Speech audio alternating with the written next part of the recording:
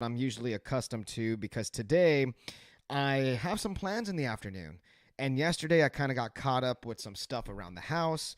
Just had to make sure that I got one more live broadcast for you guys before I head on out into the weekend and before I do what I got to do. Now, just some housewarming notes for you guys as we are live here on the James Espinosa Show. Appreciate y'all guys who are going to tune in and watch this wherever you might be. Listen to this wherever you may be. Just some housewarming notes. This will be the last live broadcast I do during the day because, as some of you guys might know, and for those who are new to me and new to my situation, I am a high school special education teacher. And next week, I am reporting to the school throughout the day to prepare for the 2023 school year. So I got a lot coming up on my plate in regards to that. This year, I will be the head of the special education department at the high school that I work for here in the Coastal Bend. And with that comes a lot of responsibility. With that comes a lot of time that's going to be divulged to that particular task. So I'm ready for that. And that's why next week I'm going to start to head to the school about a week earlier than I normally do just to prepare and get things ready for that. So starting next week, I will have live broadcasts at some point during the evenings. I think I'm going to keep the Tuesdays for sure. Going to go live on Tuesday evenings for sure, but not sure about the rest of the week. It's going to be kind of a wait and see approach. But with the Cowboy season coming up, I definitely am going to be putting out a lot more Cowboys content than what I did here throughout the summer. Astros season, of course, heading into the final stretch. The Spurs with Wembanyama, the Longhorn season's coming up, and just a bunch of sports to come. So looking forward to all that and appreciate y'all's patience with me in that regard. But next week, I will be getting back, into a little bit more of a slower pace, but still producing content and still putting stuff on the page. So just a little update on my personal situation for you all. Appreciate y'all guys being here. James Espinosa Show. Make sure to follow the page. Sports Rush Media on YouTube. Follow me on all social media platforms and sub to the podcast. James Espinosa Show on Spotify, on iHeart, on any podcast platform that you might be listening. I am there. I'll be there for you. All right. Let's go ahead and dive into the topic of the show. The Zack Martin contract situation. It came out the other day that Cowboys right guard, and this is a tweet from Michael Gelkin up there in Dallas, covers the Cowboys. Michael Gelkin tweeted this out, and it caught everybody by surprise who's a Cowboys fan. Michael Gelkin tweeted out, Cowboys right guard Zack Martin, widely considered the top guard in the NFL, is considering not reporting to camp on time because he believes his contract does not reflect his value. A person familiar with the situation said, Martin is set to earn $13.5 million in 2023. Adam Schefter, of course, reported that first. Now, Martin also went on to say, and this is an article by Todd Archer, there's a quote in here from a source that Martin said he is, quote, woefully underpaid relative to the market. Martin is scheduled to make about $7 million less this season than the NFL's top paid guards. Chris Lindstrom of the Falcons and Quentin Nelson of the Colts are at the top of that list this season at an average of $20 million. So Zach's making about $13.5 million. The top guards are making about $20 million. I mean, Zack Martin's a 6-time All-Pro guard, team captain, and he's unhappy. This ain't good. This ain't good. But am I really stressing about this? I would say no. I think the Cowboys and Zack Martin will come to some sort of agreement. I don't think Zack Martin is going to sit out the entire season, but it's a strong play by Zack Martin and by his agent to put this out there. Were there talks held before? What happened before the agent sent this out to Adam Schefter to have him put this out there that Zack Martin is upset? The Cowboys and Zack Martin obviously had to have had talks before. Things didn't go anywhere. And this is just a play by Zack Martin to try and force the Cowboys' hand. That's what's happening here. So smart play on Zach to do that. Look, get your bag, Zack Martin.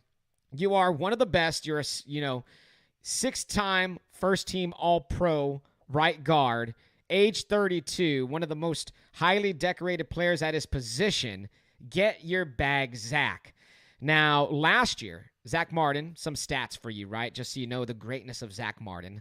Last year, Zack Martin gave up 3 sacks on a 96% pass block win rate, the 8th best clip in the league. His 73.8 run block win rate was also very impressive. So, yes, the Cowboys get this done. Don't beat around the bush with Zack Martin. Give him what he deserves. Give him the market value. He is arguably the top guard in the game. He should be getting paid as such. That's what you do. And I think the Cowboys will do that. I don't think Zack Martin's going to play this for the long game. I think Zack Martin is just, hey, showing my hand, how you guys going to react? And if I'm the Cowboys, if I'm Jerry Jones, if I'm Steven and company, we're sitting down at the table right now, and we're hashing this out, all right? In March, they did restructure Martin's contract for the 5th straight year to help create salary cap space, turning nearly $12 million of his $13.5 million base salary into a signing bonus. Martin is signed through 2024. As a result of all of the restructurings, Martin's cap figure next year tops $23 million. So Zack Martin's been helping you guys out for 5 freaking straight seasons. Give him the guy what he wants. Give the guy what he wants, okay? This should be a no-brainer for the Cowboys. Now, I have talked about before on this show how the Cowboys have other contracts coming up. And the Cowboys are hopeful on signing 2 other Pro Bowlers very, very soon. That would be wide receiver CeeDee Lamb and cornerback Trayvon Diggs. Hopefully they can get those contract extensions this summer. And then they also would like to extend a deal to Terrence Steele. He's also coming up. So he's going to be playing on this 1-year contract coming up. And there's a lot of guys they got to sign. So the Cowboys are going to be coming up in contract talks a lot over the course of this next summer, throughout the year and throughout, next offseason. There's going to be a lot to be done for the Dallas Cowboys here. But Zack Martin, get it done, guys. He's only missed 8 games in his career. As I mentioned before, Pro Bowler 8 times. The only guard with more Pro Bowl appearances in team history is Hall of Famer Larry Allen. I don't think it goes without saying. I don't think anybody's going to misconstrue anything about this. But Zack Martin is a Hall of Fame level guard. He will be in the Hall of Fame. He'll probably be first ballot the way his career's going.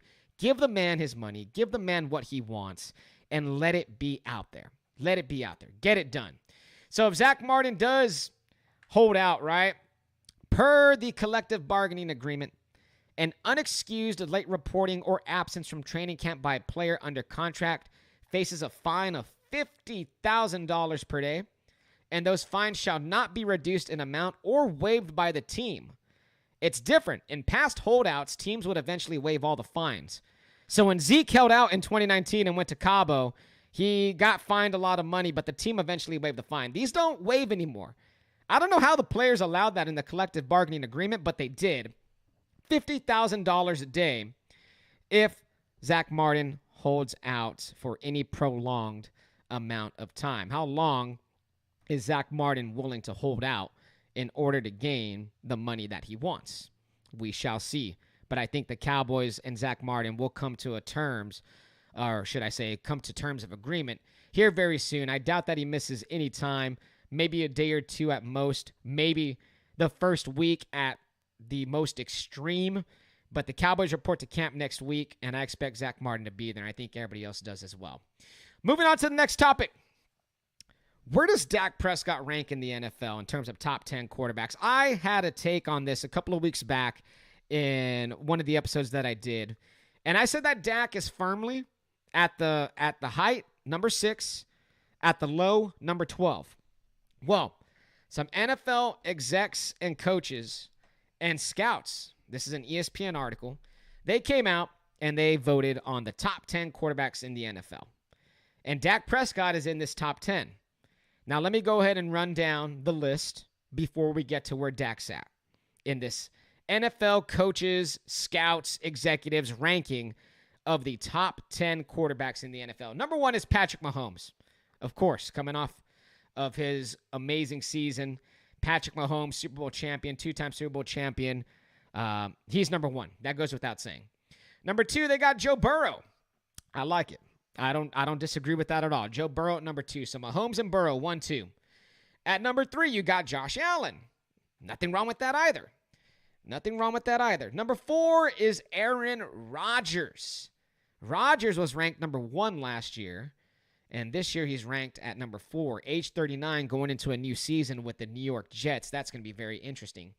At number 5, you got Justin Herbert, who climbed up from last year's rankings where he was 7th. And now He's sitting at number 5. So Justin Herbert at number 5. That's pretty good. You got number 6, Jalen Hurts, Philadelphia Eagles. He wasn't even ranked last year, according to this ESPN article. And now he is ranked number 6. So he's ahead of Dak Prescott, according to ESPN scouts and executives. And look, I'm not going to take away nothing from Jalen Hurts. He did grow as a passer last year. He posted a 33.8 QBR as a rookie in 2020, but over the past 2 years, he has improved to 54.6 and then 66.4 ratings. He has a lot to work on in terms of the passing game, but we all know what he can do with his legs. We all know what he can do with his playmaking ability, and that's what makes him very valuable to everybody out there. So can he work on a little bit of things? Yes. Am I mad at Jalen Hurts being number 6? No. At number 7, you got Lamar Jackson of the Baltimore Ravens. Okay. Lamar Jackson. All right. Last year, he wasn't even ranked. It says, according to this article, he had an honorable mention, but they got Lamar Jackson at number 7. At number 8 is Trevor Lawrence of the Jacksonville Jaguars. Unranked last year as well, but after a stellar sophomore season campaign, Lawrence vaulted into the top 10. Lawrence, I love Trevor Lawrence. Love watching this kid ball out. Over 4,100 yards passing last year, 25 touchdowns, 8 interceptions to lead Jacksonville to its first playoff berth since 2017. So that's pretty badass right there. And then coming in at number 9, according to NFL scouts, coaches, and executives, Dak Prescott. Number 9 in this ranking, according to ESPN, where they polled executives, coaches, and scouts of the NFL. Now, I'm going to read from the article what it says right here. One of the most polarizing figures on the list each year, Prescott remains a fringe top 10 passer, consistently voted in, yet never considered in the upper echelon. He appeared on nearly 60% of the ballots, but not higher than 7th in any ranking. So all of these coaches, execs, and scouts didn't have him higher than 7th. His 15 interceptions tied for worst in the league, despite missing 5 games with a fractured thumb. That was a cloud that hung over him. This is a quote from an NFL personnel evaluator on Dak Prescott. Quote, he just wasn't seeing the field well. He wasn't as decisive as in the past. Well, I think the majority of Cowboys fans can tell you that. I know I've been a proponent of that. I've been saying that Dak Prescott last year struggled in finding guys who are open or struggled in trying to force plays that weren't there. So, yeah, I agree. Wasn't seeing the field good last year. 15 interceptions. Didn't throw it particularly well over the middle of the field, and that's where he got into trouble the most. So, Dak. Without coordinator Kellen Moore for the first time since 2018, Dak Prescott will look to find synergy with coach and play caller Mike McCarthy, who plans to utilize the running game more, according to this article.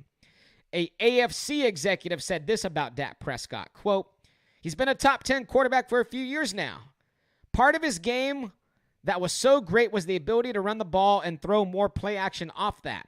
They didn't have that as much with weapons on the outside. But I'm not down on him. He's accurate. He can extend and make plays. He's elite in his decision-making. So one evaluator says Dak needs to work on his decision-making. One evaluator says Dak is elite on his decision-making. And you know what? Dak being ranked number 9, that's totally fine. No arguments from me. I've been a proponent that he would be 6 through 12. Falls in at number 9, according to executives, coaches, and scouts that were polled by ESPN. And that's fine. And it's going to be a big year for Dak Prescott. He has a lot of doubters right now on how great he can be. Right now, he kind of fits into that mid category, almost Kirk Cousins-esque, Derek Carr-esque, kind of in that tier of NFL quarterback. But I believe that he's better than that. I think Dak Prescott has the ability to be a fringe top 5 elite guy. Like I said, as high as 6, maybe 5, if he's playing at his absolute best. But the turnovers are not going to cut it. And this year, if those continue, if we keep on seeing Dak Prescott put himself in compromising situations, then yeah, he might not even be in the top 10 next year. It all depends. But that is where they have Dak Prescott ranked. Number 9, according to executives, coaches, and scouts that were surveyed by ESPN. By the way, Number 10, just to round out the list, since might as well do that, Matthew Stafford.